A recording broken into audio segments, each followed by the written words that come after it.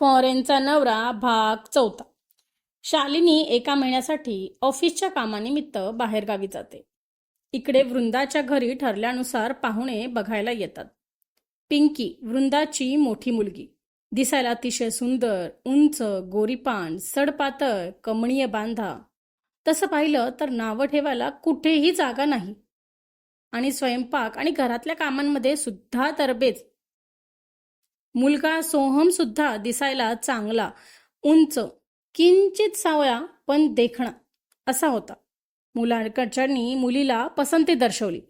वृंदाचा आनंद गगनात मावेनासा झाला. वृंदाचा भाऊ पाहुण्यांना म्हणतो, पाहुण, तुम्हासनी काही विचारायचं असेल पोरीला तर विचारा. त्यावर इतका वेळ शांत बसलेला मुलगा म्हणाला, हे बघा, आम्हाला मुलगी पसंत आहे. मला जास्त काही विचारायचं नाही.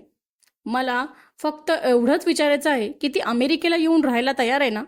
आणि हो, लग्न हे आता एका आठवड्यातच करावं लागेल, कारण की नंतर मला सुट्टी नाही. आणि तसंही अमेरिकेतून इकडे यायला खूप खर्चही येतो आणि वेळही जातो. त्यामुळे माझ्याकडे तर जास्त वेळ नाहीये. म्हणून या एका आठवड्यातच आपण एंगेजमेंट आणि लग्नही उरकून घेऊयात. आणि राहिला प्रश्न तिच्या विजाचा, तर ते काही टेन्शन घेऊ नका.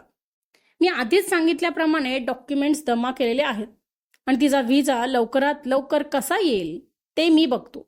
माझ्या काही ओळखी आहेत, त्याच्यामुळे ते काम होऊन जाईल. पण हां, लग्न लवकरात लवकर करणे गरजेचे. जास्तीत जास्त 15 दिवसात लग्न उरकावं लागेल. त्यावर वृंदा आणि तिचा भाऊ विचारत पडतात. वृंदाचा भाऊ म्हणतो, अहो पाहुणं, पण इतक्या लगेचच लगीन कसं जमायचं? नाही म्हणजे त्याला तयारी करायला जरा वेळ लागल. समजा इतक्या लवकर कसं जमायचं?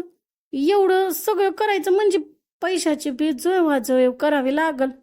त्यांना थांबवत मुलगा परत म्हणतो, हे बघा, तुम्ही पैशाचं काही टेन्शन घेऊ नका. लग्नाचा सगळा खर्च मी करेल आणि मला हुंडा वगैरे काही नको. तुम्ही फक्त तुमची मुलगी आणि एक नारळ द्या. हे ऐकून वृंदा आणि तिचा भाऊ खूपच खुश होतो. पिंकी खरं तर खूप शांत मुलगी होती. लग्न ठरलेल्याचा तिला आनंद तर झाला होता, पण मनामध्ये कुठेतरी धाकधूक होतीच. एकतर एवढ्या लवकर लग्न, आणि ते सुद्धा लग्न करून ती अमेरिकेला जाणार होती. तिथे तिच्या ओळखीचं असं कोणीच नसणार होतं.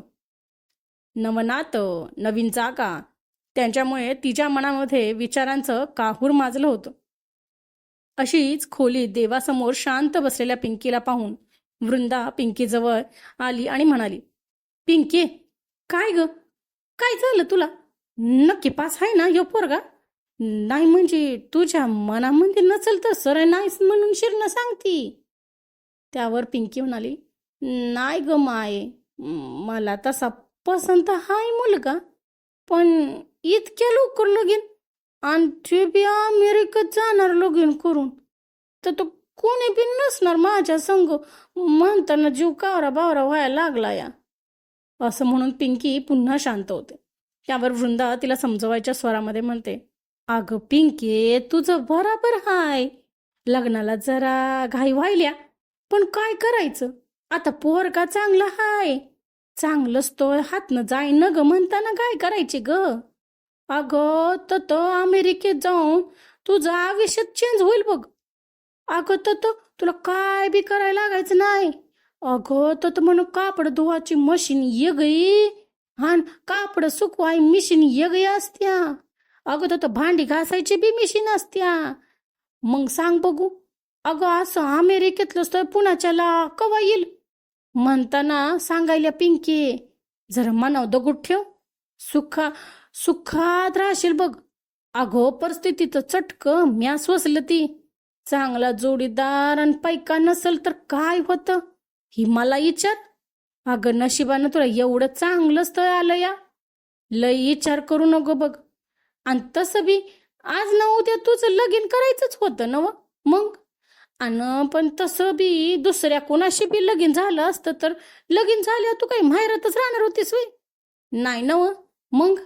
अगं असू दे, आता काय बेजादाचा विचार करू नकोस, आणि ती पार्लरला जा, जरा केसाचं चेहऱ्याचं काहीतरी कर बघ. अशा प्रकारे शेवटी पिंकीचं लग्न ठरतं. एके दिवशी सोहम म्हणजे पिंकीचं ज्या अमेरिकेच्या मुलाशी लग्न ठरलं त्याचा फोन येतो. दोघांचं जुजवीच बोलणं होतं. शेवटी ठरलेल्या दिवसानुसार पिंकीचं लग्न 15 दिवसामध्ये होतं आणि पिंकी सोहमसोबत अमेरिकेला जायला निघते. तिच्या विजाची सोय सोहमने केलेली असते, त्यामुळे तिला आता लगेचच नवऱ्यासोबत जाणं भाग पडतं. खरं तर पिंकीच्या मनामध्ये अनेक भावना घर करून होत्या. नवीन नातं, त्यातून नवीन देश.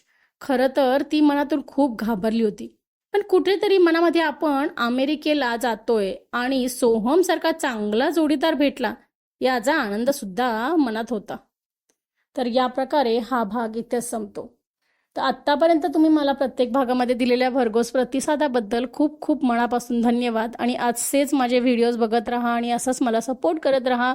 माझ्या व्हिडिओजना नक्कीच आवडले स्टोरी तर लाईक करा आणि कमेंटसुद्धा करा. तुमचे अभिप्राय माझ्यासाठी खूप महत्त्वाचे आहेत. आणि जर माझ्या चॅनलला सबस्क्राईब केलं नसेल तर प्लीज सबस्क्राईब करा आणि बेल आयकॉन दाबा, जेणेकरून माझ्या प्रत्येक भागाचं नोटिफिकेशन तुम्हाला येईल. आणि अशाच पुढच्या भागामध्ये भेटूयात आणि बघूयात पिंकीचा पुढचा प्रवास कसा होतो ते. तर पिंकीचा पुढचा प्रवास कसा होतो हे बघायचं असेल तर नक्की माझ्या चॅनलला सबस्क्राईब करा आणि कनेक्ट राहा. भेटूयात पुढच्या भागामध्ये लवकरात लवकर. तोपर्यंत नमस्कार.